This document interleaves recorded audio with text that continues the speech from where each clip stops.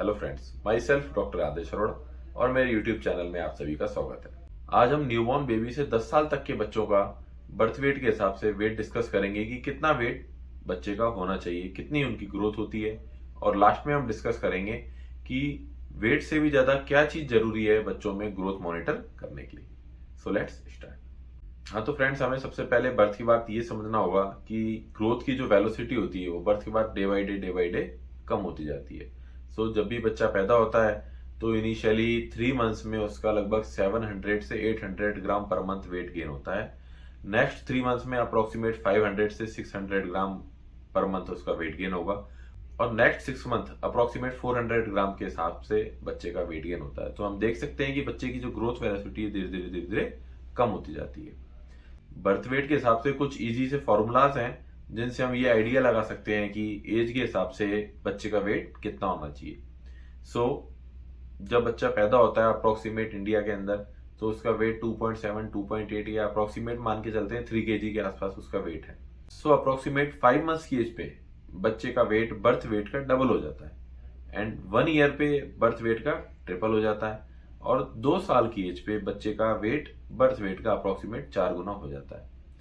Next हम देखेंगे 3 साल की एज पे बच्चे का अप्रोक्सीमेट बर्थ वेट का 5 टाइम्स हो जाएगा। यानी कि अगर किसी बच्चे का वेट मान लेते हैं अगर 3 kgs है, तो 3 साल पे उस बच्चे का अप्रोक्सीमेट वेट 15 kg के आसपास होगा।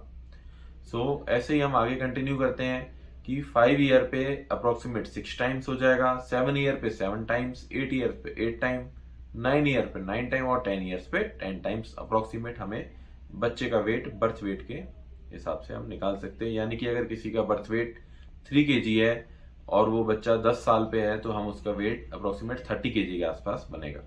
बट जो भी हमें बर्थ वेट पे बात की है, जो ये कैलकुलेशंस की हैं, ये अप्रोक्सीमेट्स होती हैं। हर बार वेट का कोई आइडियल वेट नहीं होता है कि इतना आइडियल वेट बच्चे का होना चाहिए। ये हमेशा एक रेंज होती है। ये रेंज हम जो भी ग्रोथ चार्ट्स अवेलेबल हैं उनके हिसाब से देख सकते हैं। तो ग्रोथ चार्ट के हिसाब से हम ये देख सकते हैं कि उस पर्टिकुलर रेंज में उस बच्चे का वेट है या नहीं। ये ग्रोथ चार्ट्स आईएपी की वेबसाइट्स पे बहुत इजीली अवेलेबल हैं, या फिर मैंने अपनी डिस्क्रिप्शन में लिंक भी दिया है, आप वहां से ग्रोथ चार्ट्स डाउनलोड कर सकते हैं। जब आप डाउनलोड करेंगे तो कुछ इस प्रकार के ग्रोथ चार्ट्स आपको मिलेंगे। इस ग्रोथ चार्ट्स में आपको चार्टिंग करनी है कि 1 ईयर पे, 2 ईयर पे, 3 ईयर पे, 4 ईयर पे बच्चे का वेट कितना है। जब भी आप देखें 1 ईयर 2 ईयर पे ग्रोथ कितना है, उस पे आप यहाँ पे एक डॉट लगाएं। 2 ईयर्स पे मान लीजिए वेट आपका 12 kg है, तो आपने यहाँ पे एक डॉट लगा दी। 3 ईयर्स पे पर्टिकुलर डॉट लगाएं, 4 ईयर्स पे डॉट लगाएं, 5 ईयर्स पे डॉट लगाएं। डॉट लगाते जाएं और एक लाइन क्रिएट करें। अगर वो लाइन लगातार फ्लैट हो गई है, या वेट बच्चे का पहले पिछले वेट से कम हो रहा है, यानी कि लाइन में डाउनफॉल आ रहा है, या फिर इसके अंदर जो भी लाइन मान लीजिए आपकी क्रिएट हो रही है और वो लाइन फ्लैट हो गई है, उसके अंदर ग्रोथ नहीं हो रही है, आपको अपने पीडियाट्रिशियन से संपर्क करना है कि बच्चे की ग्रोथ रुक गई है, वो किस वजह से रुकी है, वो पीडियाट्रिशियन फिर असेस करेंगे। ये हो गई ग्रोथ चार्टिंग। आपको बच्चे का वेट कब कब लेना है, जब भी कोई हॉस्पिटल डिलीवरी होती है तो पीडियाट्रिशियन उसका बर्थ वेट रिकॉर्ड कर लेते हैं। नेक्स्ट, बच्चे का वेट अप्रोक्सीमेट हमें 14 डेज पे रिकॉर्ड करना है, ये चेक करने के लिए कि बच्चे का जो बर्थ वेट था वो उसने रीगेन कर लिया है या नहीं। क्योंकि अप्रोक्सीमेट 10%, नॉर्मल डिलीवरी में अप्रोक्सीमेट 10% और सिजेरियन डिलीवरी में अप्रोक्सीमेट 12% बच्चे का वेट लॉस होता है, जो कि बच्चा अप्रोक्सीमेट 2 वीक्स के एंड होते होते उनको दोबारा रीगेन कर लेता है। हम 2 वीक्स पे दोबारा चेक कर लेते हैं वेट करके बच्चे का, कि बच्चे का जो बर्थ वेट था उसने रीगेन कर लिया या नहीं किया।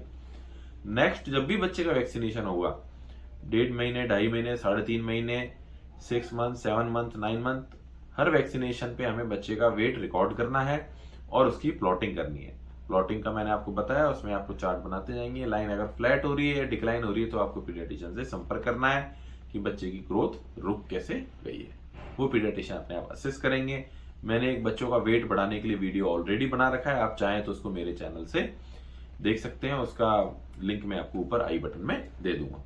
हाँ तो दोस्तों, ये हमने बात करी बच्चे की फिजिकल ग्रोथ के बारे में और स्पेसिफिकली वेट के बारे में। अब हम बात करेंगे बच्चे की ग्रोथ से, फिजिकल ग्रोथ से भी ज्यादा जरूरी क्या है। बच्चे की फिजिकल ग्रोथ से भी ज्यादा जरूरी है ओवरऑल डेवलपमेंट बच्चे का, जिसके की 3 पार्ट है: फिजिकल ग्रोथ, कॉग्निटिव डेवलपमेंट और इमोशनल डेवलपमेंट। हमें बच्चों के कॉग्निटिव डेवलपमेंट और इमोशनल डेवलपमेंट पे भी प्रॉपर वर्क करना है, कि बच्चा माइलस्टोन सारे टाइम टू टाइम अचीव कर रहा है या नहीं कर रहा है। इसके लिए भी मैंने डिस्क्रिप्शन में पूरी डिटेल दे दी है, आप चाहे तो चेक करें कि किस एज पे बच्चे को कितना माइलस्टोन अचीव उसने किया है या नहीं किया, आप नीचे जाके चेक करें।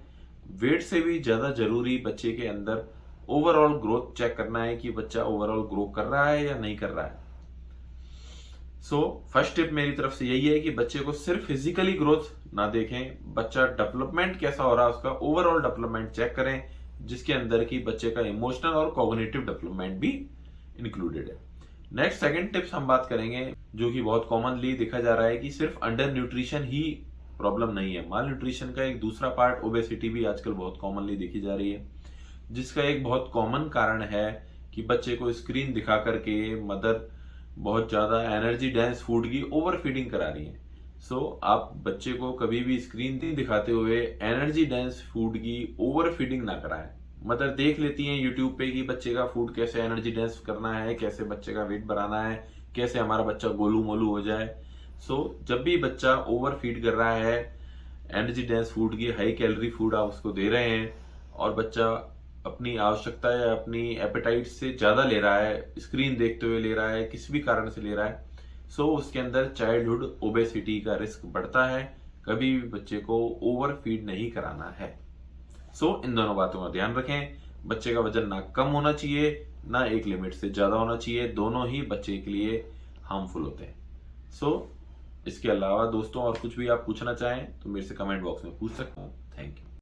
पेरेंट्स मैंने गर्ल्स एंड बॉयज़ दोनों के लिए ग्रोथ चार्ट इसमें ऐड कर दिए हैं, आप चाहें तो रफली आइडिया ले सकते हैं।